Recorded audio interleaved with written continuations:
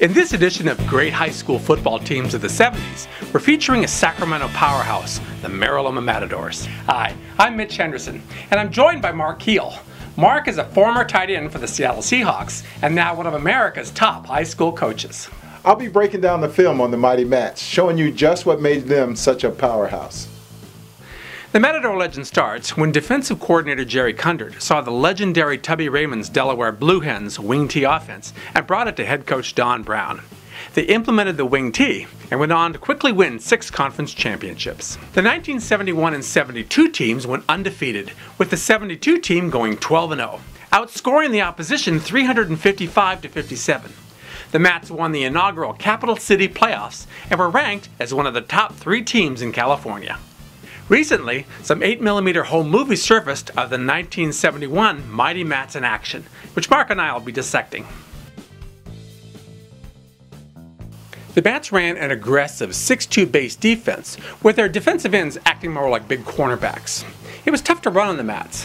The 1972 team gave up an average of less than 5 points a game, and no team scored more than 11 points on Mira Loma that year. You can see here the defensive linemen do a real good job playing with their hands, getting rid of those offensive guys, freeing up the backers to run to the ball. Make a great hit on that play.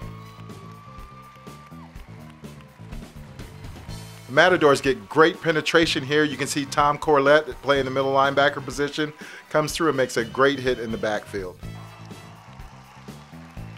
See the Matadors on this play, you'll notice they get lots of pressure on the quarterback, forcing him to roll out and throw the ball when he's not quite set. Throws it up. They do get a completion, but Don Brown Jr. makes a great hit on this play. This is really what you want out of your defensive backs. He comes up, makes a nice form tackle, and gets the guy on the ground. The Matadors were known for bringing great pressure on the offense. And you'll see here where they send both backers up in the A-gaps. Pressure on the quarterback, he can just throw it up. Again, they're lined up, both middle backers in the A-gaps, going to put a lot of pressure on that center. He can't make the right decision. You can see McGilvery, number 24, coming up the middle, untouched, right to the quarterback, sacked for a big loss.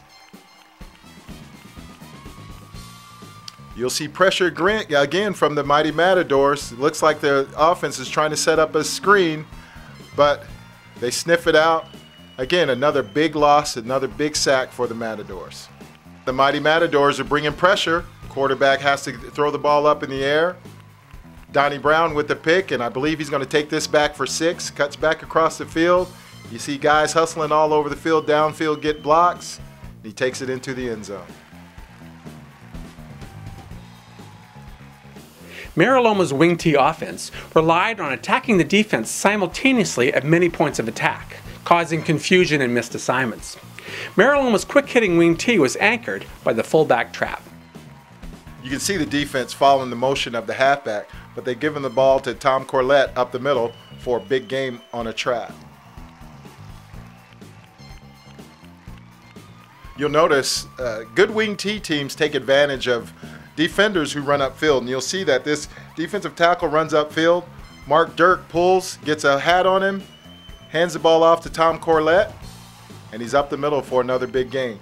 You'll also notice the hustle, the guys, linemen getting down the field, getting blocks. The typical Matador sweep would pull the backside guard and lead with the fullback. The sweep is a staple for wing T teams. You can see Mark Durk pulling and getting a very good block, springing his back to get downfield for another big gain.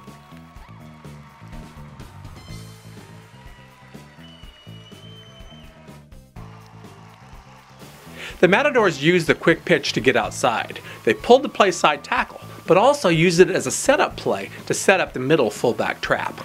The toss is a play designed to get to the outside. You can see number 75, Kevin Fliggy, leading the way for Mansour as he gets down the field for a good gain.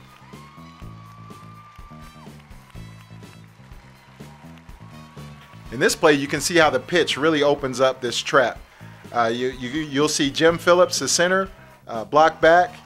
You'll see Mark Durk, the guard, come and pull and trap the defensive tackle. And Tom Corlett has a gaping hole up the middle for a good gain. You'll also notice receivers linemen down the field making blocks. That is great coaching right there. Likewise, the Mats would use a fake off-tackle play to set up the middle fullback trap. Another good attribute of a great wing T team is misdirection. You'll see the whole defense practically running with the halfback as they fake the ball to him, but they've given it to Corlett on a trap. You see Mark Durk coming over, kicking out. He almost has to stop to let him make his block, but he heads down the field for another big game for the Mighty Mats.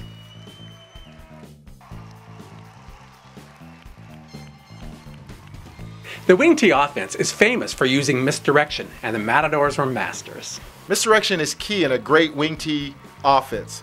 You'll see the defense following the backs while Mark Durk and Steve Scott are pulling for McGilvery as he scores another touchdown for the Mighty Mats.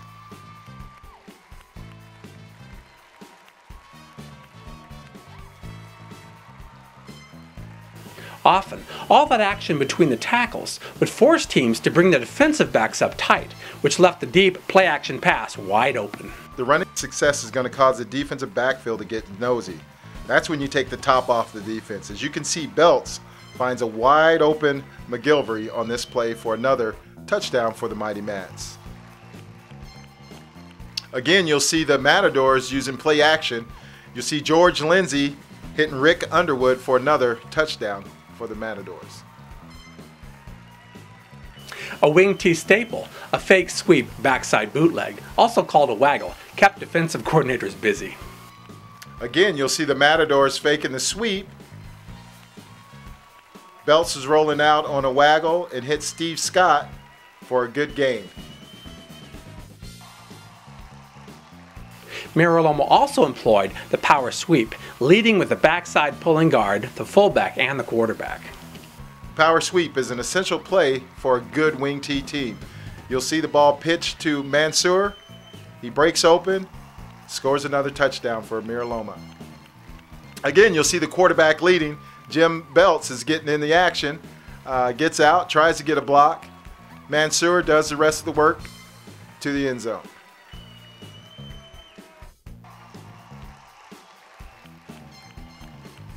Aggressive, tenacious blocking was always a hallmark of the Mats. Let's take a look at a couple examples. You know, Mitch, blocking is something that comes straight from desire. And you'll see here that the linemen at Mira Loma have a great desire to do this. You see Phillips getting up on the Mike backer, and you'll notice Mark Durk comes all the way from the other side of the field, crushing block on the outside linebacker to spring Corlett for a big gain. Real time. Watch how Durk gets to the outside backer at the right time to spring Corlett. You can see the speed of Fliggy leading Mansour down the field, disrupting tacklers, getting in the way, springing Mansour for another touchdown for the Mighty Mats. We talked about blocking being something that you had to desire.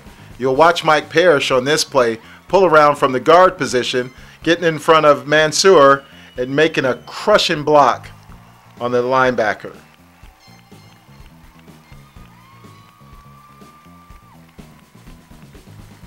That you can't coach.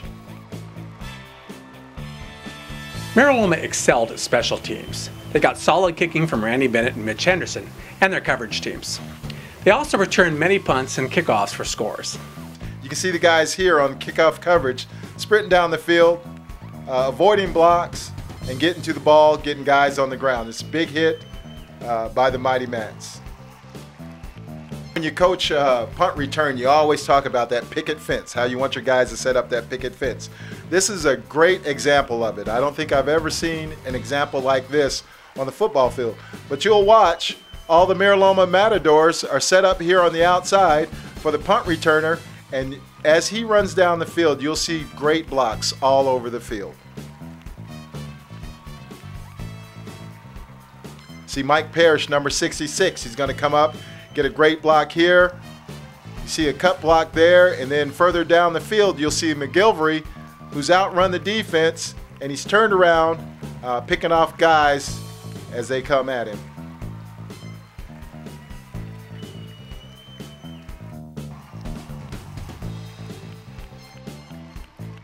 The legacy of Don Brown's Matadors extends beyond the 70s, with several former players and coaches going on to coach nationally ranked high school football programs.